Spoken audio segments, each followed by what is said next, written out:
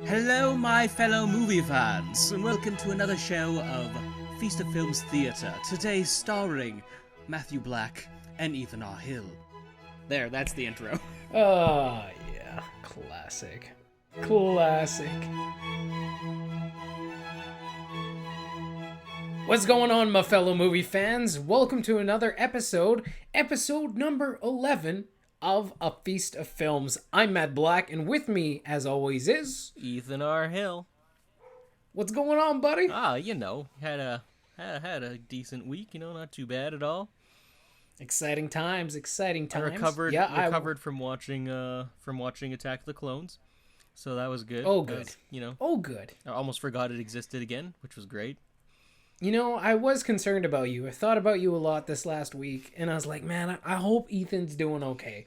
I hope he's doing okay, because that was a traumatic experience. It was pretty touch and go. I've had people try and argue that Attack of the Clones is not that bad.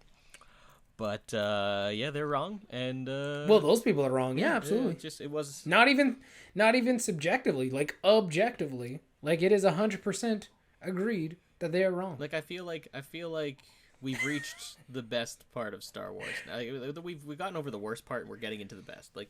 We're getting into the good stuff. Yeah. So I'm excited. 3 going forward is pretty good, and then it falls apart again at the end. But we're getting into where the good Star Wars stuff is. Absolutely. And that's where I'm content. Absolutely. If we just as long as we get to talk about episode 4, 5, and 6, I'll be good. I'll be good. That's all I'll need. Although the trick is we have to figure out what kind of cuts we're talking about for episode 4, 5, and 6. We're watching the Blu-rays, the DVDs. True. Yeah, I guess it does change quite a bit, but yeah, we'll figure. I guess that'll be a bridge we have to cross when we get to it. Exactly. There's no sense in panicking about it yet. That's still another 10 weeks away. Exactly. We still got a little whiles to go. I watched the Ubisoft Forward conference this week. I know it's not movies, but I saw some pretty interesting games in there. Assassin's Creed Valhalla, the Vikings. It looked pretty good. The build was a bit rough. So they still got a lot of work to do, but also Watch Dogs Legion, which was pretty cool. You can be any character. You can recruit any NPC in the world to join your team, and then you can just be anybody. So it's kind of a fun idea. I liked it. So it was kind of it was an entertaining weekend here. Watched that, and my in-laws were in here hanging out, and played some games and hung out with a baby. It was cool. Awesome. Well, it was a good week. Sounds like you had a good week.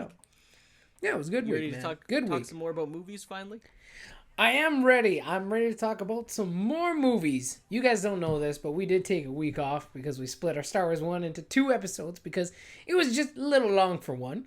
But we got a little week off in there, so it's nice to come back together and talk some movies. Also in that week off, we definitely changed up our format again. You know us, we like to experiment and change things up. So we're going right back to best and worst films, 20 years, 20 movies, right? And this episode, that's the word. Yeah. We're doing 2015, the year 2015. So the best and worst films of 2015 are coming right up. We have question of the day, but that's going to be now at the end of the episode. So stick around for that. That should be interesting. And we also got a surprise for you in the middle. A nice new little segment that I think you're going to enjoy. We're going to have a little bit of fun with that. We'll see how it goes. We'll see how it goes. So let's kick it off. We're going right into the good stuff. Right into the goods. The best films of 2015. Best and worst. We're doing the best. We're starting with that. Ethan, I think I'm going to let you kick it off because you're undecided. You're not even 100% sure where you're sitting with this. So let's give you the floor. So 2015 was stacked. It was a really stacked year. And there was a lot of movies I really liked, and there was a lot of movies I felt really, I still felt good about, but I didn't love. And then there were quite a few movies that I just did not care for. But there was quite a few that I really, really enjoyed. I'm just gonna start off shout out with Star Wars Force Awakens. When I remember when 2015 happened, that was my favorite film of 2015. Upon reflection, it's one of my top ones, but it's not my favorite. So I'm just gonna mention that one out the gate. Plus, we're going to talk about it in a special. We know we are. So, we'll get there. But I have a couple on here that are a little weird and random and probably are a bit unexpected, but I don't know. I don't. It was, dude. It's still hard. Like I'm looking at the list right now, and I'm still having trouble. Like, what is my top film? But Krampus. Have you seen Krampus or no? I did see Krampus. Yeah, I loved Krampus. I think it's one of the best Christmas movies to like ever happen. I think it's It- just like it's got a good moral story behind it. It's just fun and entertaining. It's a little bit scary, but not too scary. Like it's a good, solid holiday film for the family, and it's honestly I second that. one of my favorite ones to come out in the last while. The creature design's great. The acting is great. The comedy is great. Like it was just a fun movie. Also, it's like it feels like I'm working backwards from the year because like this first three films I'm going to mention are like from December and then going backwards. Because then the other one I want to mention is Hateful Eight. Because Did see that one. Oh man, it's amazing. Didn't see that one. Basically, Quentin Tarantino wrote a stage play, and then made it into a movie. And it's really, really good. It takes place pretty well in one location, aside from like the opening bit. But most of the film takes place in one location. It's just really tense, good, solid film. Like, and it's highly recommended. The acting is phenomenal. The cinematography is great as always. Like it's a really, really, really well executed one. Classic Tarantino. My fun time films were SpongeBob Sponge Out of Water. I just watched it a couple days ago, and like honestly, it's really funny. It's so much funnier than I remember it being. But like seriously, like it's so good. It was so good. I enjoyed it. I almost liked it a bit better. Like we watched both SpongeBob movies this week, and like the first one has a better story overall and a stronger like third act and everything, whereas like the second one has like a weaker third act, but the story as a whole is just it's funnier. It's just got better jokes. It's just a little more absurd. There's Illuminati space dolphins, and that's goodness, that's pretty great. That's pretty awesome. But like that sounds very SpongeBob. Yeah. Oh, exactly. And I remember just laughing. Like I just remember laughing really. Antonio Banderas is in it too as a pirate. And he's great. Well, you can't beat that. He's Antonio Banderas. What? He's another one of those actors that like if like you know my Jeff Goldblum question I keep asking. Mm-hmm. Antonio Banderas is another one of those guys where it's like I feel like if you add him to a movie, it's just gonna make it better. It's just gonna elevate the film. Exactly. Just elevate it. Yeah. One of my more controversial picks that people don't really care for, but I love, and I've yet to meet another person who loves it, is Tomorrowland. I enjoyed it. I think it's really good. It made me leave the theater feeling hopeful and happy, and I had a good time with it. The soundtrack was great. The acting was great. It was just, it's kind of cheesy. It's kind of goofy. It's a Disney film, though. Like, it's a Disney live-action film. And I thought it was good, and I enjoyed it, and I had fun, but I've met so many people who are like, no, it's stupid, and I hated it. And it's like, okay, I guess so.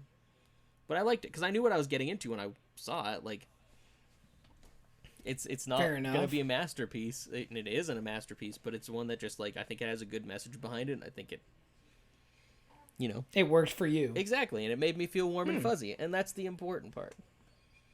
But, like, if we're talking about the best, and we're talking about the films that I probably hold in the highest regard of 2015, we are. Yep.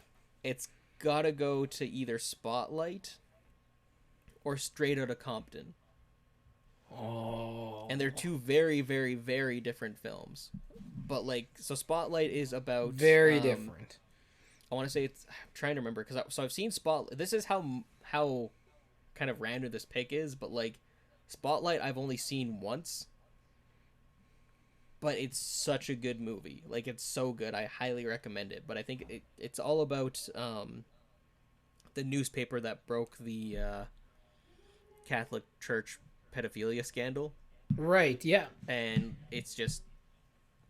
It's an intense watch. It's not a very necessarily happy movie, but, like, it's very tense. It's very tense. It's very well acted, well executed. Like, I need to revisit it. I think my roommate said he'd want to watch it with me again. But it's just one that, like... Because I think it won Best Picture that year.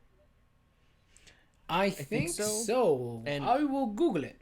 And honestly, after watching it, like... Because at first I was kind of like, did it deserve Best Picture? Did it? And then I watched it. I'm like, yeah, it did. It really did. Like it was like that. It's just good. It's just Yeah, it won Academy Award for Best Picture, Best Original Screenplay, Best Acting Assembly. Oh wait, no, that was Critics' Choice. Never mind. But yes, Best Picture and Best Original Screenplay as far as the Academy goes. yeah. Honestly, I could see it. Like that's the thing is when I watched it because I was like, all right, I'll give it a shot. And yeah, no, it was really good. But I think honestly, the one I could probably talk the most about is Straight Outta Compton because I loved that movie.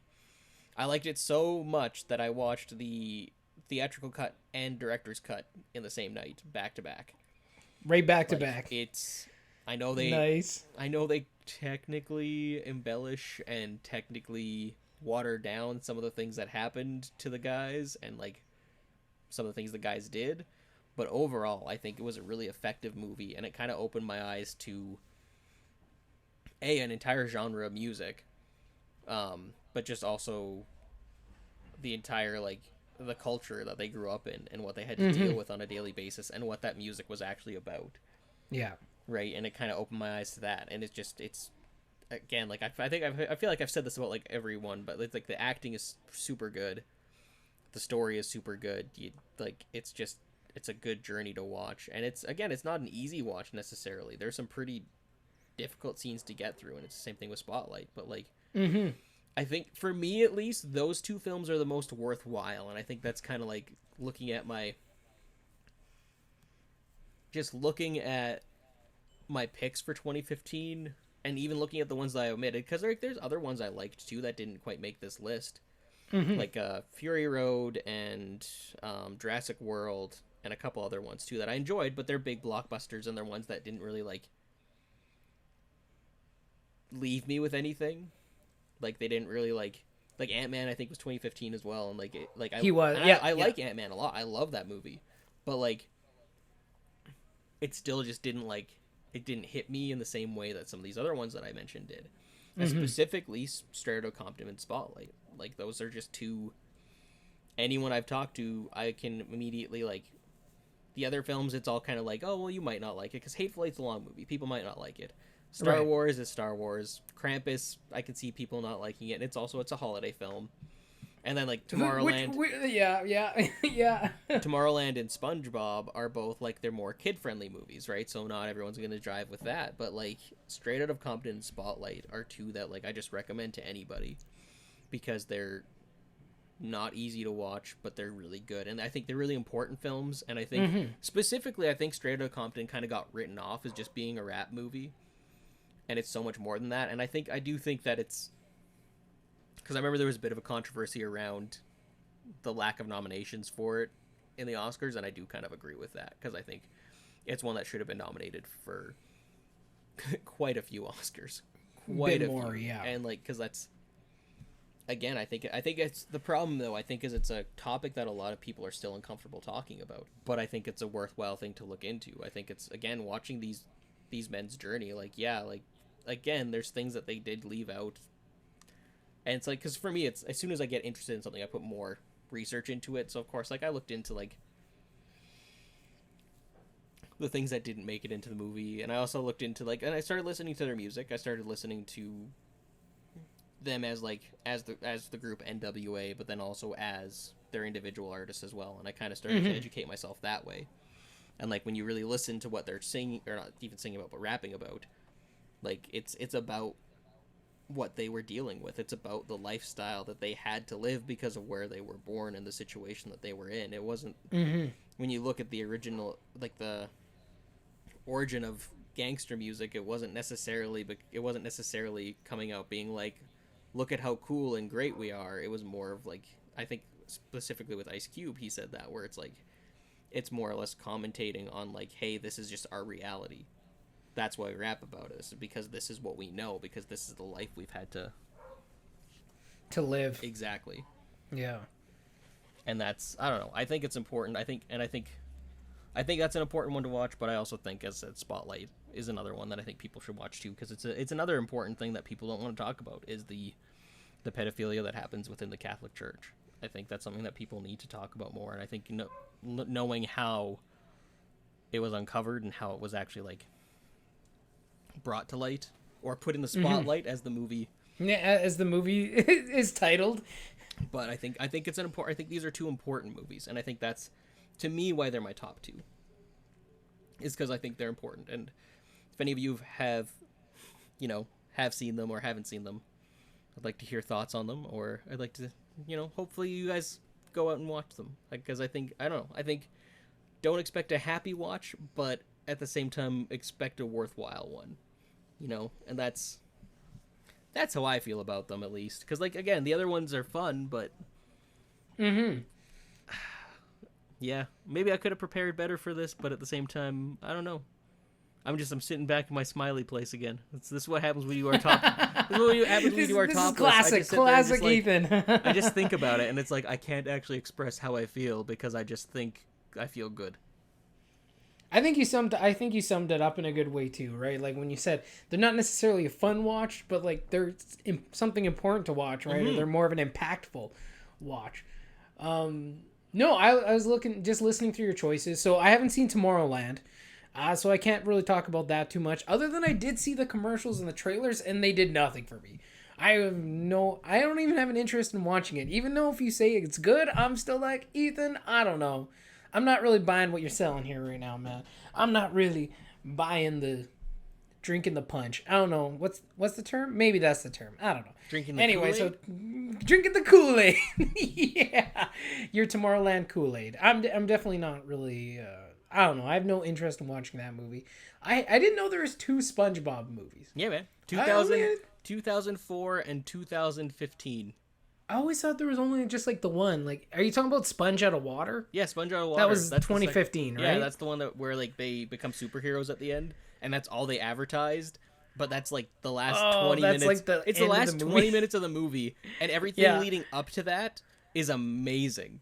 It's hilarious. Huh. And then they get to the live action stuff, and it's okay. Whereas it's funny because watching the original one, yeah, the first 2 acts are okay, this is SpongeBob. All right, it's SpongeBob. Right. But then that last act, it's like there's that scene where SpongeBob and Patrick are getting dried out by the gigantic the dude who's wearing the diver suit. And they're getting dried out, and they're I don't think we actually made it we didn't achieve our goal and make it to Shell City. And then they realize that they did, and then they start singing Goofy Goober really loudly and tearfully, and I was actually tearing up watching a SpongeBob movie. I'm oh my goodness, what is going on? And it's both are good, but for different reasons. I for sure have only seen bits and pieces of those movies. I for sure haven't watched one from beginning to end, for sure. But I've definitely seen bits and pieces. I saw Antonio. I love that Antonio guy. You know what I'm talking about? Antonio Banderas is the pirate. I remember seeing that. I don't remember any of the superhero stuff though. So I saw bits and pieces. I vaguely remember the Patrick and SpongeBob drying out. Now, did they cut to a real life starfish and an actual sponge? When they're drying out? Yeah, they turn into a sponge and a starfish. Okay, yeah. So, I saw bits and pieces of that one as well. And I don't know. I might watch those. SpongeBob was always I don't know. Who doesn't love SpongeBob? Especially Patrick, man. That guy's gold. Yeah. Patrick is he's pretty great. Hey, SpongeBob. SpongeBob. It's so great. There's that one episode with the Flying Dutchman where they're going "Aroo, lee." That was so good. Man, I love SpongeBob. It's literally classic. Love it. I haven't watched the movies though. Maybe it's something I should look into. Dude, anyway, you should. They're on. If you like the SpongeBob show, yeah, you'll like it. Yeah, man, they're good. Will be interesting to look at. So maybe I'll check that out. What else did you say? Okay, so I haven't seen Hateful Eight, so I can't talk about that one. Do you either. like Tarantino films, or for the most part? Yeah, you'd probably dig. If you like Samuel Jackson, he's great in this. He's one of the leads. He's awesome. Yeah, he's good. I've seen trailers for it and commercials, and it's something I wanted to see. I just never took the time to see it. Same with Spotlight. I saw bits and pieces of Spotlight, but I've never watched it from beginning to end. And it's not that I'm opposed to watching it. I don't know. I think because again, it's if you miss some of these films, it's hard to go back, right? Because the new films keep coming out and filling up the pipe. So there's always more to watch. But I just haven't had a chance to go back and watch those either. Based on how you feel about Darkest Hour, I think you would like Spotlight. Mm-hmm. It's one of those kind of one films. Of those it's dramatic. It's a high drama, very much. It's a true to life story, all that kind of stuff. Like that's where I think you'll have an extra appreciation for it. It's history. Like that's the thing. It's history, and I think that's also why I like SpongeBob. Or SpongeBob. Sorry. I was gonna say this is why I like SpongeBob. I was like, what? Okay. When you look at... I didn't realize it was historically accurate. When you look at Spotlight and Straight Outta Compton, not SpongeBob, when you look at those two films, though, that they're historical. They're about real-life events. They're about things that actually took place. And, like, that's... Right. That's like, I don't know, man. Like, I think that's why it sits with me. I like historical movies. I like movies that are real. Like, I like my fantasy. I like my high fantasy, weird, odd sci-fi stuff too. I like all that. Right. But when there's just a really good dramatic piece about the real world, like I think it's just a little bit better, maybe. I don't know. Depends on my day. Well, depends on the movie. Yeah, it depends on who's making the movie too, because sometimes those movies, they can be trash, just like any other film, right? But yeah, they just have, I think there's a higher impact too, because this is something that happened. Maybe not exactly to a T of what happened, right? Because they're all still like, I don't know, embellished, or, like you said, like some moments are bigger, some things they kind of hide away, or they don't tell exactly the whole story, but you get the idea of what happened, right? Like it generally sets up the whole idea and the conflicts and the things that took place. I think those movies are incredibly important, though. Like when you're talking about Straight Outta Compton, when you're talking about that mini series on Netflix. Have you seen that? Ava DuVernay, is that her name? Something like that. Pretty close. She has this little mini series on Netflix that's called When They See Us. Yeah. And it's about the Central Park Five. And those are the types of stories that are so important for storytellers and movie makers and people who write books and people who, speak and talk for a living, to talk about these things, to share these stories. Because these are the stories that, in fact, they create change. These are the stories that create change, that change people's point of view, that educate and nourish and help people have a better understanding of their fellow human beings on this planet, right? Because we all see the world through our own lens at the end of the day. No, exactly. I see it through my experiences. You see it through your experiences. And what these stories do is they show us the world from the lenses of other people. And it helps us understand other people a little bit more. And they're important stories to tell. Especially time we're living in, right? We're talking about Black Lives Matter. We're talking about minorities. We're talking about the struggles that and the battles and the imperfections that aren't just in these people's lives, but are baked into the system that controls everything, right? That runs everything, and how these people are more at risk to losing their lives, whether it's being killed by a cop, whether it's being falsely accused because of what they look like, or they're in the wrong place at the wrong time, plus what they look like. Yep. That the system works against them, and then ultimately they lose their lives at the end of the day. Whether, again, it's their literal life or any chance of finding prosperity and being a success in the world. Well, again, they lose that stuff too. Man, and that's why these stories are important, to shed light on that, so that we can understand some of the problems and see the problems, instead of saying, oh, quit making excuses, guys. Just because we don't exist, or not that we don't exist, that we don't exist in that world, though. We don't have to deal with those things. Well, it's like, and once again, NWA was singing about police brutality before a lot of people knew it was a thing, and everyone just thought they were being rude to the police. Yeah, and exactly. Then, sure enough, Rodney King got beat up on tape, and people finally saw, and they're like, oh, okay, so this is actually, like, a thing that happens. And it's like, yeah, that's what people have been singing about for, like, the last, I don't know how many years. Like, yeah. That's... Well, and it still happens, right? And obviously right now you know, obviously right now is just a big time where, you know, I think it's good as a culture that we're looking at these things. And society obviously needs a little work because we tend to swing way too far to the one side. We go from one extreme to the other, right? The pendulum swings, and it swings always really far. Yep. I don't agree demonizing the police as like an occupation and stuff like that. I'm like, nah, that's too far, guys. But we, you know, there just needs to be those systems in place, I think, that also protect people as well, and, you know, hold officers and, you know, people responsible. Because unlimited power, what does that equal, right? People obviously start, if you feel like you're untouchable, you're going to do whatever you want and not think there's any consequences. Like, that's a problem. That's a problem.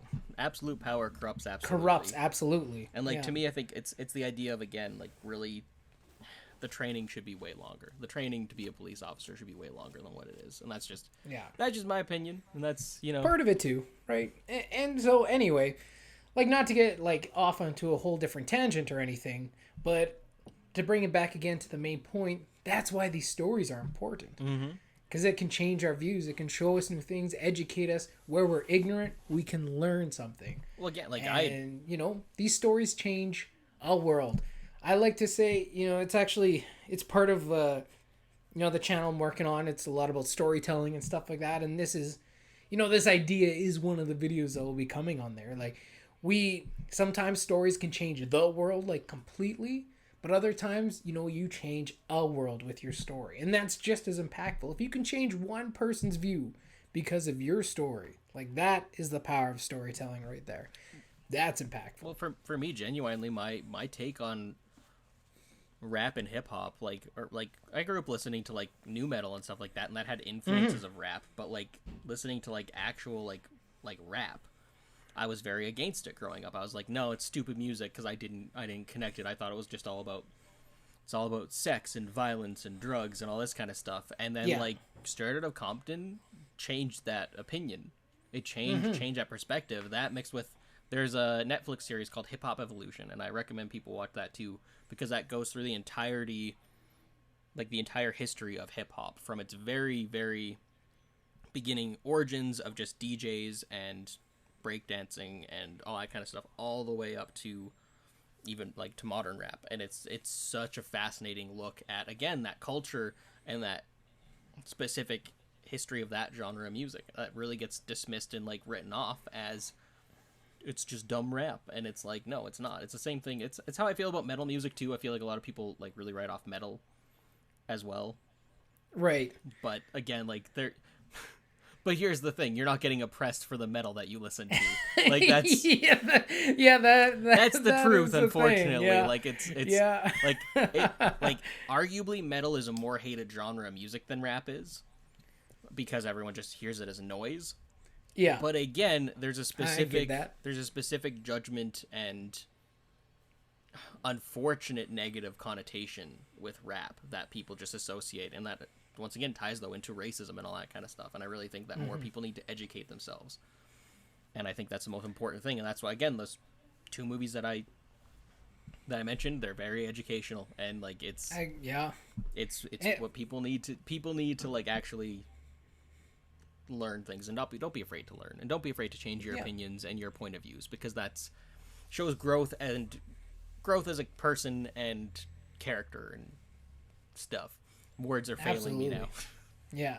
No, I get what you're saying, man. And like, stories are the best way to change opinions, the best way to move hearts and minds and thoughts. So these stories are incredibly important.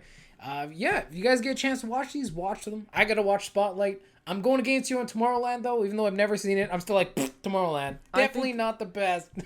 Matt, that's the only one, though. But I agree, Straight Outta Compton. Here's my advice to you about Tomorrowland. Just watch it. I'm gonna say you should watch it at some point, but watch it when you can watch it with like when Max is old enough to watch it, or watch it with a kid. Like, watch it with like, because that's kind of, once again, who it's more geared towards. So like, remind yourself it's a kid's movie. Because it is. Fair enough. But I think it's still got a good, important message, because it's literally just about humans bettering the Earth. It's literally about looking to tomorrow and actually trying to do what is best for us and the planet. So it's got a good message. It's just cheesy. It's a cheesy Disney All right, film. Ethan. I'll think about it. And honestly, I think also they missed the mark because like they really, I think I talked about this in a previous episode with the marketing for it. What they should have done is Disney should have also launched a Tomorrowland project where they actually invested in people with ideas that would better the world. They should have done that, because I think honestly that would have been a good a good marketing campaign, but also something that's actually, you're putting your money where your mouth is. Or put your money where your mouse is. Oh, snap. I thought it was pretty very good. Nice. Very nice. Yeah, I thought that was pretty good. But either classic. But I think that's kind of where they missed out. And actually no, Tomorrowland, I think we talked about this bit with favorite directors, because Brad Bird directed it, and I love Brad Bird as a director. So even direction wise, watch it for that, because his direction is great. It's just kind of cheesy, but that's most of his films. All right. But I'll think about it. Again, you can wait until your kid's a bit older. It's not going to go anywhere. It's a movie. If I remember, you'll have to remind me. Remind me in 5 years, okay? I'll keep harassing you about it. Just put a note in your phone, set it for 5 years. I like that Tell you think Matt I'm to going to watch have Tomorrowland. Am I really going to have the same phone in 5 years? Well, no, but you can transfer all your data nowadays, True. right? It'll work. Cool, so, man. No, good picks. You're definitely not wrong. So, Matt, what are your picks for 2015 best? Ooh, yeah. And I gotta tell you, you're around the mark when you said 2015 is a stacked year. There was a lot of stuff going on in 2015. A lot of really great movies. There was some bad movies. Lucky for me, I didn't watch too many of them, so my bad list is short. But my good list is pretty long. But I will touch on the honorable mentions. I have you covered on the bad list, Matt. Don't worry. Okay, good. As long as we got the bad stuff covered too, we gotta be nice balanced. So for me, my best film of 2015 is not this big, emotional, in-depth film. It is not deep. It is not educational in its own way. It was just a fun time. I just had a great time, and it brought me back to little old Matt Black sitting on a chair playing with dinosaurs watching Jurassic Park. So of course mine is Jurassic World. Was my favorite film of 2015. Again, I just really had a great time with this film. It had dinosaurs, it had a park, and everything went to hell. Check, and check. People got eaten by dinosaurs. What more do you need when it comes to Jurassic World? I mean, it helps when there's a decent story attached to those types of things as well, which I think Jurassic World did a pretty good job. For me, though, I think it was just, a lot of it was nostalgia. A lot of it was the joy of coming back into the park, especially because this one really reflected the vision and the idea of what Jurassic Park was and completed it and then tore it down, which is always the fun part to do. It's like when you're building SimCity. I don't know if you played SimCity as a kid. Yeah. The best part to building a city in SimCity was bringing on the earthquakes and the tornadoes and the volcanoes and watching it all go to hell. That was the best part of SimCity. It's kind of sick when you think about it. What kind of kid's I'm going to build this and I'm going to blow it up? I guess that's how we all were. I was going to say every child ever. That's it was sand castles, right? Yep. Just boot it over. You think like Lego sets, anything like that, man. It was always that was just it. You're let's create this thing just to destroy it. That's just to destroy it. Absolutely. That's just life.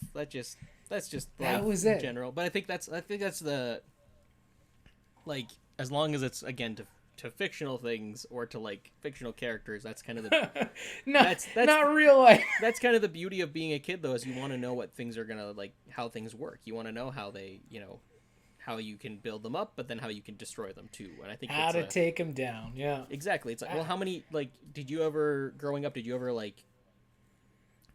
take apart machinery ever? Did you ever No, not too much. See, I would do that. I would take apart, if there was a piece of, technology that stopped working, an old VCR, I would unscrew it and I'd look inside and kind of see how it worked. And I could never put it back together. But I'd take things apart. And your parents must have loved that. God damn it, Ethan! This is the 8th VCR this week. It was always stuff that didn't work. I never did it with things that worked. That's smart. That's a smart way to do it. Honestly, this might get weird, but even with biology and stuff like that too. Because I took biology through school, dissection. I enjoyed the dissection because it was you're learning how these animals worked, how they work Yeah. on their insides and stuff like that, and therefore you kind of learn a bit how you work, right? Like, and it's a fascinating thing. It's a fascinating thing to like take things apart. And like, as weird as it might sound, with cities being destroyed, it's the same kind of thing. It's the same idea. Well, it's the idea of like you kind of understand then, like it's again, maybe it's just a weird thing to say, or maybe I'm being facetious here, but it's like, and maybe I misused that word. I don't know. But like, again, especially growing up now and having to deal with stuff like floods and fires in real life, then you kind of like, oh, so this is why we shouldn't build this here. Okay, that just makes sense. Yeah, we're not really sensible as humans all the time. That's for sure. I think that was just one of the elements that I loved in this movie. It was the idea of the creation of this vision, and then, like the original, it all goes to hell. Because of man's hubris. It's literally... Exactly. It's like... exactly. At the end of the day, that's what it's all about. I mean, for me, so just off to the first point here, it was just fantastic to see dinosaurs again up on the big screen. Oh, yeah. It had been so long since we've seen dinosaurs on the big screen. The last time, I can't remember, is early 2000s with Jurassic Park 3. And the problem with that movie is there was no wow moments in that film. They landed on the island and immediately they were being chased by a dinosaur that wanted to eat them. The thing that worked really well about the first Jurassic Park, and even the second one, I would argue too, they had similar beginnings where you get there and you have those moments, the time to breathe, the time to take in this world and how amazing these creatures and these animals are. Especially the first one with the Brachiosaurus scene, right? The first time you see the dinosaur, it's like, wow, that looks like I could touch it. That looks so incredibly real. And the second one even had those moments with the Stegosaurus and the family. So before the dinosaurs all show up to eat people, they had these moments of just, wow, seeing these creatures. Problem with Jurassic Park 3 is they land on the island and immediately they're getting eaten. You're like, oh, so there's no wow moments because it's like, shit, we just got to survive now. Everything's dangerous right off the bat. So that was a problem. But with this film, again, you get those moments, that childlike excitement and anticipation as you see all these creatures in their, I was going to say jail cells, in their enclosures. You get to see the Mosasaurus jump up and eat the shark, and you get to see the head of the T-Rex go around, and the dinosaurs practicing, the raptors practicing with Owen. So you get all these nice little world building, these wow moments with the dinosaurs. And I just loved it. And then you have the Indominus Rex, right? You kind of get this first little, you don't get a full good look at him, but you get this little peek. And the idea of modified dinosaurs makes sense in the universe, because that's literally how they created them, right? Yeah. Combining the genetic materials with frogs. So it makes sense that they would modify it even more. And while I wasn't like too sure about the raptors at first, I ended up liking the idea. It worked out pretty well. So the dinosaurs, number one, check, man. They did a great job. They wowed me. And then later on, when all the dinosaurs and stuff were eating people, I was like, nice, perfect. This is exactly what I want to see. Again, I love the idea of the complete vision and fully functional modern Jurassic Park. Yeah. Like, this was the idea Hammond had all the way back in 90. When did this movie come out? 93? Yep. The original Jurassic Park, 93. So this is the vision, but now complete and fully functional. And honestly, even though I've seen all these films and I know they always end with dinosaurs getting out and eating people, if this park existed, I would go.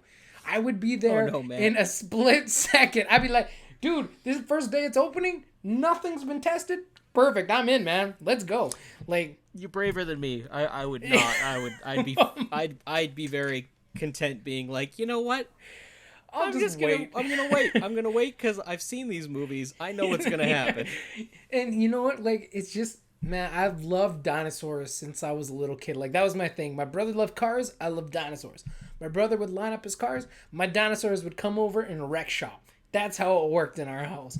So if this park was real, if it existed, I would be number one brother in line. Let me at them. Let me see these dinosaurs. Even knowing it all is going to go to hell. I just hope if I'm there first, it'll go to hell later. I haven't decided which is better. First or last. I don't know. First. You got to be first. I guess that's fair. I guess that's a fair argument to it, because like the sooner you go, there's less of a chance of them messing up. Exactly. Yeah, So yeah, just I get guess, there yeah. while everything's in its prime, and then enjoy and have a great time. And maybe you get Ian. Maybe you get Ian. But honestly, to me, it would be worth it. And so I just love this idea of this realized park. In the moment when you first see the park, right, when he runs to, they get in the hotel and he runs to the window, the patio. It's in the back of the hotel, and it opens up and you see the full park, and it's got the John Williams theme playing. Dude,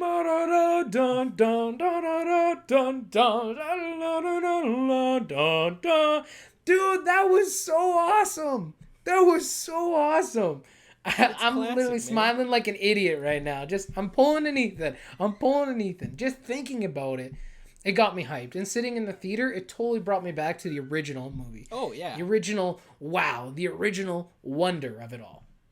And I absolutely ate it up. But again, the bigger they are, the harder they fall. So after setting up this fantastic park, it all spectacularly fails and falls apart. Like you said, thanks to the hubris of men, again trying to control what can't be controlled, meddling in what shouldn't be meddled with, doing it because they can and not asking if they should.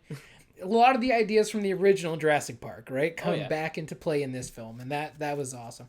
The Indominus Rex, I actually was okay with that. A lot of people were like, what is genetically modified dinosaur? And again, like I said, it works because it makes sense in the universe. It makes sense. I'm just hoping that they're building up to, like, I'd love to see in the third one there being, like, essentially they make a dragon. I think like at the end of the day, that's what they're working. I would love to see that. I don't think it's gonna happen, but that would be really, really awesome. It's like, hey, like, why don't we just genetically modify, like, a dragon? Because that would be kind of cool. Like, we can do these give cool it wings. Things. Yeah. You a T-Rex with wings, more or less. T-Rex with wings that can breathe fire. Okay, I'm on board. Like, that sounds good. Like, yeah, like, let's do it. Like, man, like, I've seen, like, where Jurassic Park is, where that franchise is right now, that wouldn't be a big surprise. That wouldn't be a big, like, oh my goodness moment. That would be like a... No. This makes perfect sense, and this is... As far as they're going, yeah. Like, and the thing... I don't know if I'd be down with the dragon thing. I would think that's pretty stupid. And it's one of the reasons, too, why I like Jurassic World 1 over Jurassic World 2. I didn't really dig Jurassic World 2 too much, because that was like a monster movie, which arguably the dinosaurs kind of are.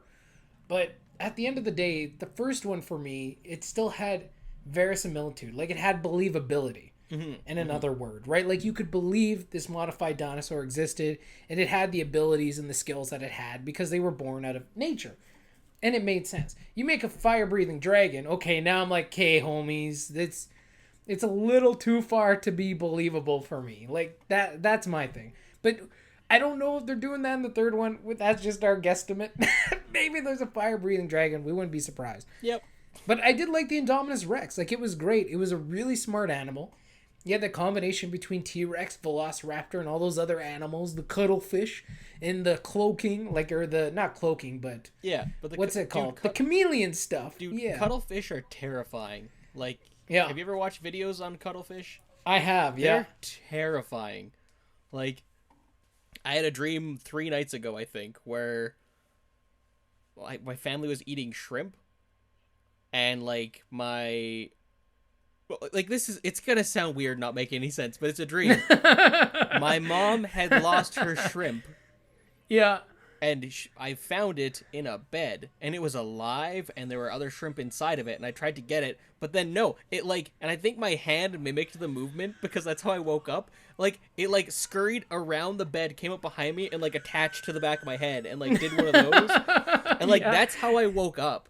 And it was the most unsettling, freaky, weird thing, and this is all out of water. I don't know how the heck a shrimp and it looked like a cuttlefish, but it was a shrimp.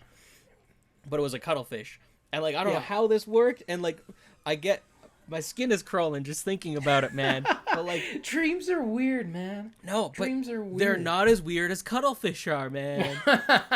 Cuttlefish are creepy. Oh, and they're vicious. There's some weird fish, yeah. They're vicious too, man. Draw you in, man, and gotcha. Compared to like other cephalopods, like octopus and squid, like they're aggressive too, but like the cuttlefish is like extra aggressive. Yeah, it doesn't mess around. And that makes sense that they would add that DNA to the Indominus, though. Exactly, to make it bigger and scarier, more teeth, more money, right? Like that was the idea of the film. Or the idea of the Indominus Rex, I guess. Not necessarily the film. Oh, because people have seen the T-Rex. It was great. Yeah, exactly. So now we have to make something even more terrifying. And I loved that, again, due to the hubris of men, of course, it escapes, it outsmarts them, and every effort they do to try and contain this thing makes the situation worse and worse and worse. So I loved it how one dinosaur literally brought down the whole park. One dinosaur getting out brought down the whole park. And then they're like, let's send the velociraptors after it. Again, trying to control nature in a way that it's not made to control. Yep. It's not made to control that way. But yet, here they are. Let's send the velociraptors out. What could possibly go wrong? I don't know. Maybe the velociraptor's eating y'all. And that's exactly what happened, which was also a pretty awesome scene. Because you can't have velociraptors and them just being straight good guys. You gotta have them eat people. Well, at the end of the day, they're no, animals. There's no exception. Exactly. It'd be like, let's train a bunch of tigers and lions to work for the military. Yeah. That could never go wrong. No, they're animals. No. At the end of the day, they're animals, and you need to respect them. And you need to, treat them as wild, dangerous animals. Like, that's, like... And at the end of the day, that's what saved their ass. At the end of the day, it was the relationship and the respect Chris Pratt had with Blue and the other raptors that saved him. It was the idea to try to militarize them, to force them into control, to force them to do what you want them to do, is what got Vincent D'Onofrio, or whatever his... I can't remember. Vincent D'Onofrio. D'Onofrio.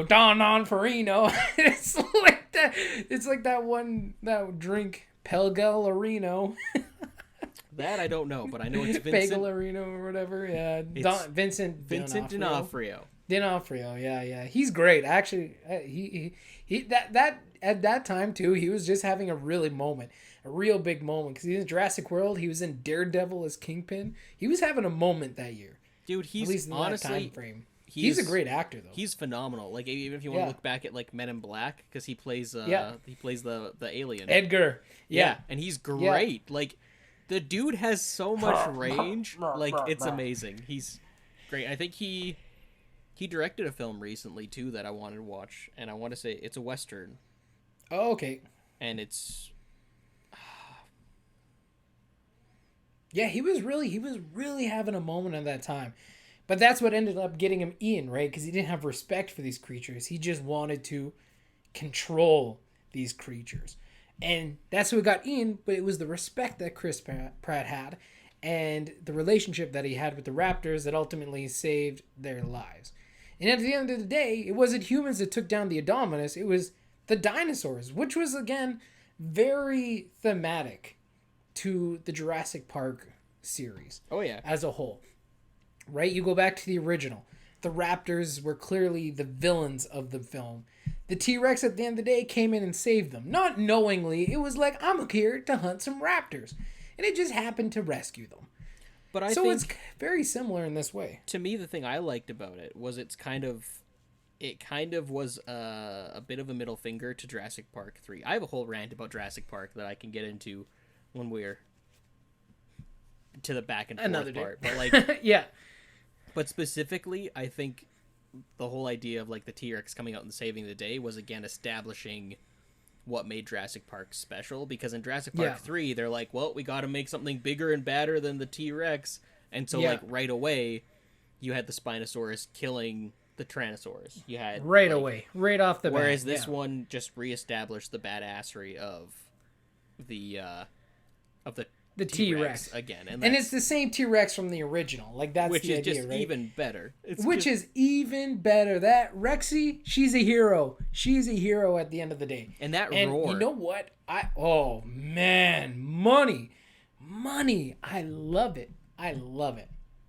But at the end of the day, again, it was nature that defeated this human manipulation of supposed nature.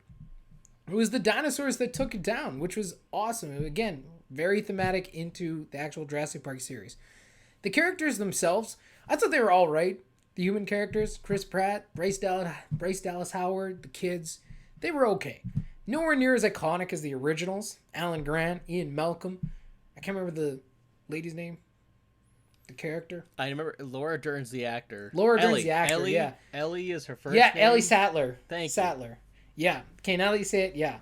So they're nowhere near as iconic. And even like Tim and his sister. God, yeah, I have not watched this movie for a long time. But regardless, they're nowhere near as iconic as the characters in the original. But they were pretty good. They were pretty enjoyable. Good. They were still fun. Yeah, they did their part. They ran away from dinosaurs. They almost got eaten, but they didn't. They did their part. They did great. But yeah, it was just, I love this film. It brought me right back to the original Jurassic Park because it kind of cuts out 2 and 3, right? Like the themes and the ideas that 2 and 3 had, it like pushes those to the side, and it's like, let's get back to the original idea of Jurassic Park and create a true succession of that idea, a true sequel. Those other 2 still exist in the timeline, but this truly is the actual sequel to the ideas that were established in the first film. Yeah. This fully functional, operational park where genetic modification continued to move forward, that again fell apart because of the hubris of men trying to force control of nature, cause chaos. It can't be controlled. It can't be controlled. But ultimately, the respect for nature and the relationship with the dinosaurs is what saves them. And at the end of the day, it was just a good time. I loved it. So Jurassic World for me is my number 1 film of 2015. Now there's some great honorable mentions. I loved Get Hard. It was very funny. That's a Will Ferrell, Kevin Hart classic. Never saw it. Ethan probably doesn't like it because he doesn't like Will Ferrell. Just not a fan of Will Ferrell. It's actually a pretty good film. It is one of the better ones. It's quite good. The Visit was a great little horror movie. I haven't seen that either. Oh my gosh, watch that, man. Watch that. That's M. Night Shyamalan, his return to Shyamalamahan. The Sham Hammer. Yeah, it was his return to horror after like taking a break from ruining Avatar. Yeah. And then he went on to, do a couple more things after that, but they weren't as great. But this Visit, it's a great little horror film. Like these kids, I won't ruin the ending and stuff for you, but it's these kids who go visit their grandparents, but then their grandparents get all like kind of weird, like they're just very strange. They're weirdos. But you'll see what's going on. It's a great little creepy horror film. You feel the isolation. You feel the separation. You feel the claustrophobic moments. It was great. It was just a fun time. The Intern. Did you see that one? Nope. That one, Robert De Niro. I don't remember who else was in that movie because I forgot that movie existed till I saw the list. But I was like, I love that movie. It's a great little feel-good movie. So this old guy, he becomes an intern. I think it's at like a tech company or something. So Robert De Niro as an intern at a tech company. So you can see how well that would go together. But then he ends up teaching. Yeah, but then he ends up teaching her about like good old fashioned life. You know what I mean? Like not business, not tech, but like the things to enjoy about life and the things that are enjoyable. So it was just a really good feel good movie. Made me feel good at the end. Creed was 2015. Oh, Creed is great. Creed was boom, boom, boom. The original, the first one. Dude, it's the best awesome, Rocky movie since Rocky. Exactly. It was very good. The Big Short was another one in 2015. Yeah, that was another really good one. Really good one. We talked about Force Awakens already. It was like for sure. I don't know if it was my favorite that year. I think Jurassic World still would have been my favorite, but it was a close number 2. Look, man, that year it gave me a lot of hope. And if I can put myself back and how I was I saw Force Awakens probably about 5 or 6 times in theaters. That's how excited I was. 3 or 4 times.